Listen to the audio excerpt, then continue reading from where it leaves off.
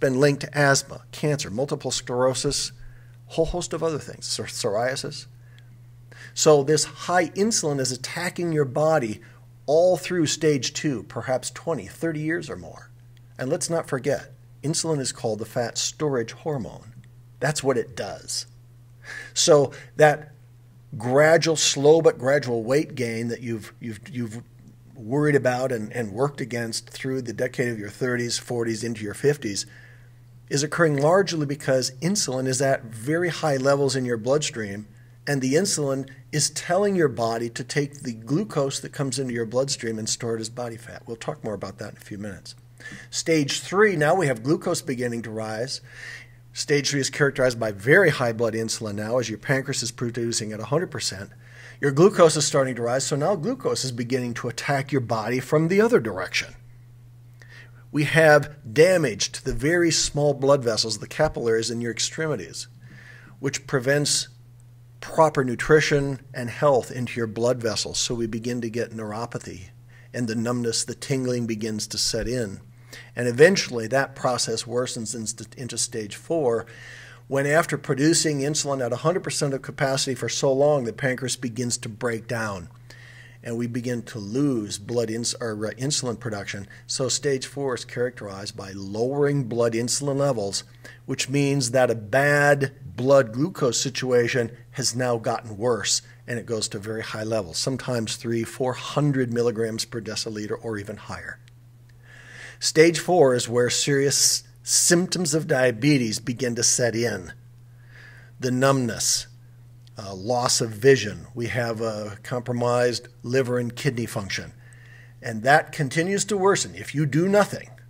If you do nothing but continue along this accelerating freight train, which we call treatment in America for type 2 diabetes, eventually many people will end up in stage 5.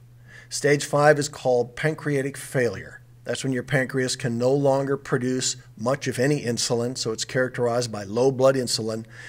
Yet all of the insulin resistance and the causes of your diabetes are still at play and, in fact, getting worse, so now your blood glucose is very, very high. And this is not a pretty picture. This is where we get amputations, we get kidney failure, we get blindness, and eventually, like a Terminator, it'll take you out. All right. We don't want to go there. Can diabetes be turned around? My answer to you is yes in almost every case. If you are what we call a normal type 2 diabetic, not a diabetic that's got some autoimmune factors playing in their disorder, but the typical type 2, then yes, almost always you can turn around and reverse your type 2 diabetes.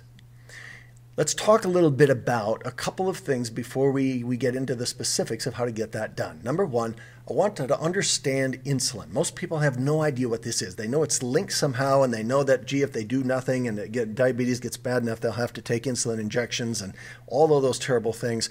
But insulin is really an incredible hormone. It's one of the primary hormones in the body, and it controls many of the different hormonal systems, including inflammation, which we talked about a few minutes ago.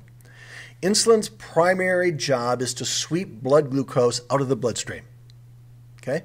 It doesn't reduce, its primary job is not to reduce blood glucose, but to take it away. You see, there's no throttle on insulin. It wants to remove all of the glucose out of your bloodstream, which, of course, if it were successful in doing that, we would go into a coma and ultimately death, because our bloodstream needs a certain floor below which it should never drop. And that's normally considered to be about 55 milligrams per deciliter or thereabouts. So insulin's job is a very important one, to pull glucose out of the bloodstream, keep it from getting too high and causing all of the damage which we talked about earlier. But left to itself, it would drop glucose dangerously low.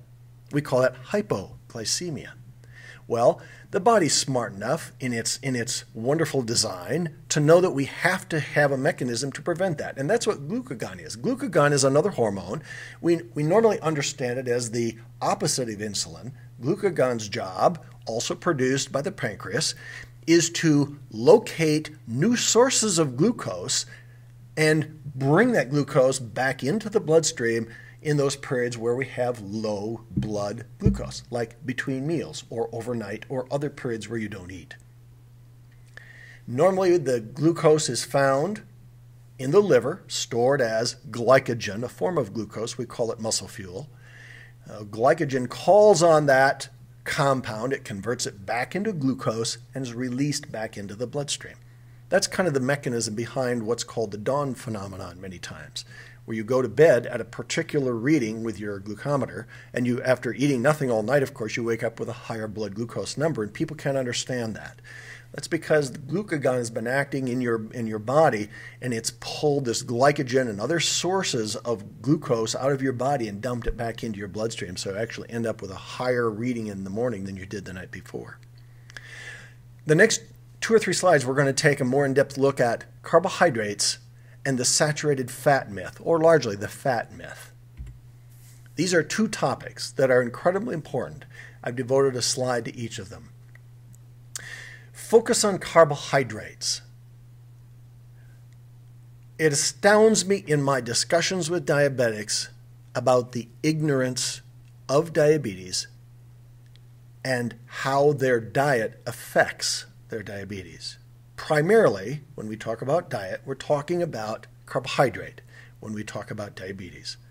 Because of the 3 macronutrients of which every food is made up of, protein, carbohydrate, and fat, it is the carbohydrate macronutrient that's responsible primarily for driving blood sugar or blood glucose. Now, proteins and even fats can have some much smaller effect on blood glucose, but for purposes of our discussion, we're going to ignore it. Carbohydrates are found in foods which people would never expect. Now, some are very obvious. I mean, soda, for instance, loaded with high fructose corn syrup, which is what this is. You can see the freight cars that it's shipped all around the country in. But some foods aren't quite so obvious. And we find that people are eating fruits, drinking fruit juice, drinking milk, and consuming vast quantities of breads, cereals, and pastas, which are concentrated carbohydrates, and they find when doing that, it becomes literally impossible to control their blood glucose, no matter what you do to try to stop it. Medications will help a little, but they will not be able to stop it ultimately. The thing that I want you to take from this slide is that high dietary carbohydrates will lead to high blood cholesterol. And this kind of moves into our next slide, which is the great cholesterol myth.